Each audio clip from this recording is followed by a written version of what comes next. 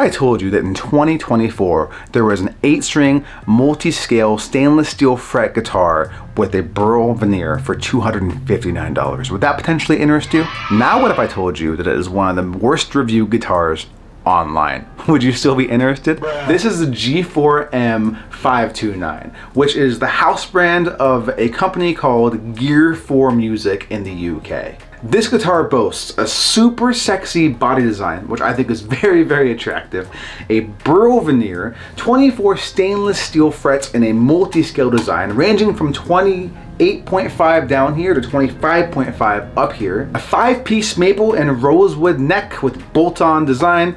It also has, you know, some pretty standard stuff going on, some proprietary hardware, proprietary pickups, and proprietary tuners. This whole thing only costs $259 to my door. But buyer beware, these guitars have some of the worst reviews that I have ever seen. Almost every review I saw of this guitar was negative.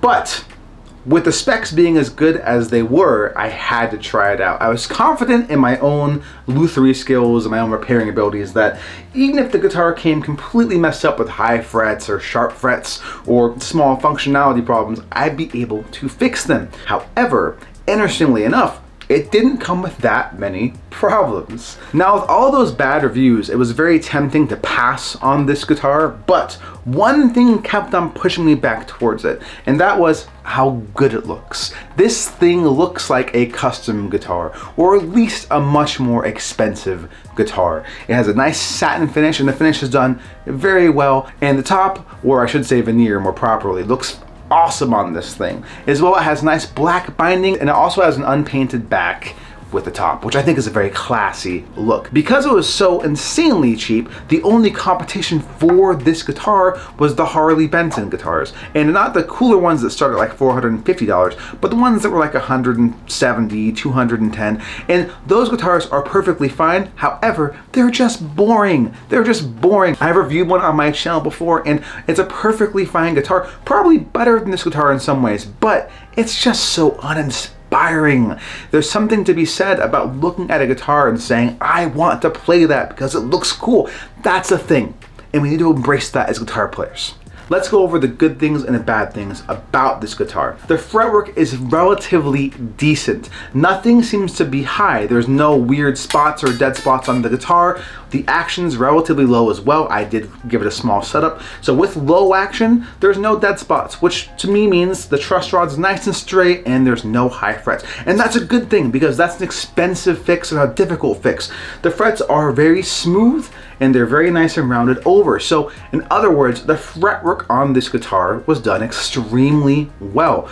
And again, to me, that's a big deal because that's an expensive fix. Another good thing about this guitar is just the fit and finish and the way it looks. It is very, very well done. Honestly, it's hard to say perfect because there is always something. There's always something, but you know, pretty much perfect. It's really well done. So good on them. No spots. No finished spots, no little, you know, sanded areas or weird rough patches, just really well finished, which is pretty cool. Another good thing about this guitar is there's no pinging in the nut. So when you go up and down with these tuners, nothing pings, nothing gets stuck, which is a good thing. That's another fairly difficult fix for an 8-string multi-scale guitar.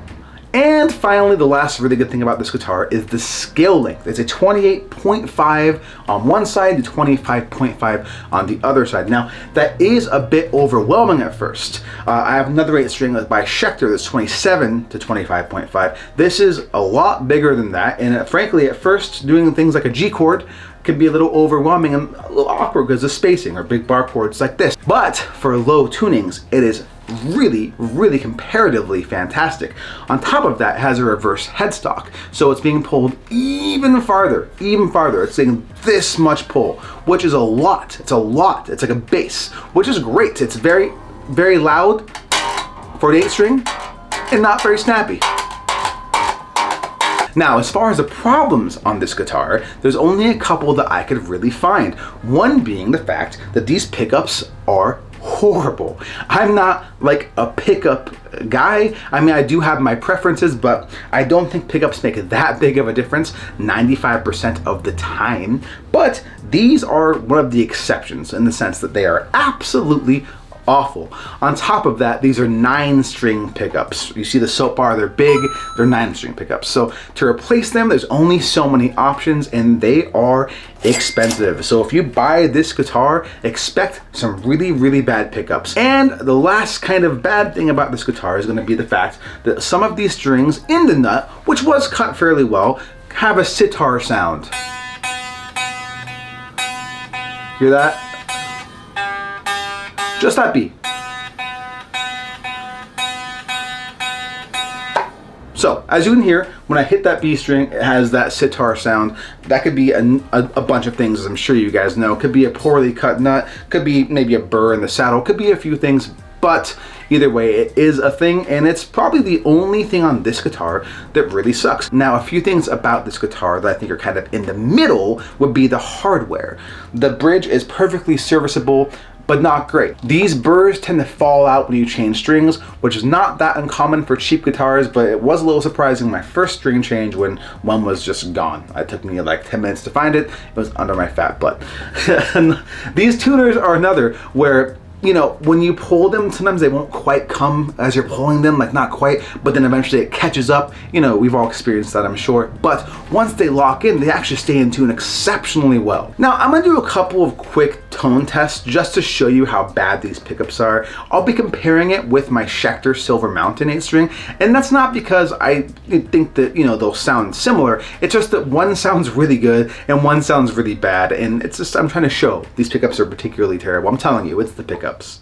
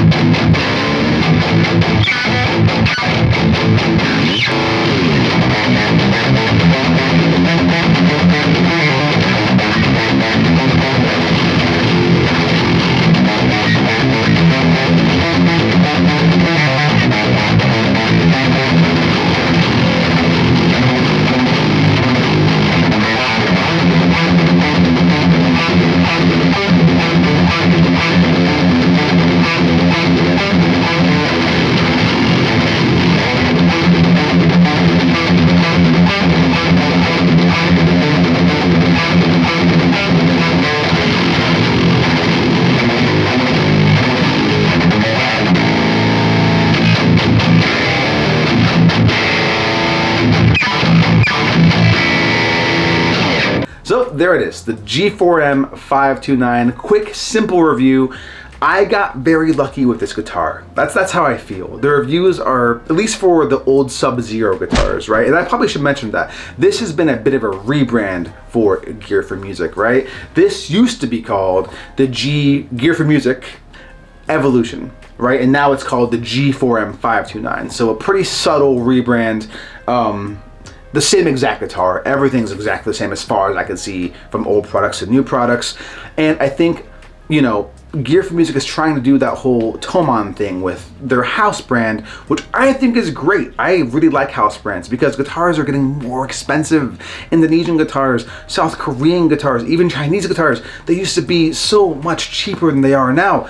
But we have these little house brands coming out where you can actually buy pretty decent instruments for good prices. So I love to see this kind of thing pop up. But it seems like Gear for Music's initial launch was not particularly well received. So I'm happy to see that these newer guitars are coming out pretty damn well. So if you're looking for an A-string, you don't have a ton of money, no longer do you have to really wait and save up $500 to $1,000 for a decent A-string. I think I'm pretty confident to give this my stamp of approval just looking at this one G4M, the newer model, okay? However, I do not guarantee the one that you buy will be as good as the one that I bought. But the one that I bought It's pretty damn good. Thanks so much for watching, guys. I really appreciate it, and I will see you in the next video. I didn't mention that it has luminaires. It has luminaires. Pretty cool. I need to organize a little better before these videos.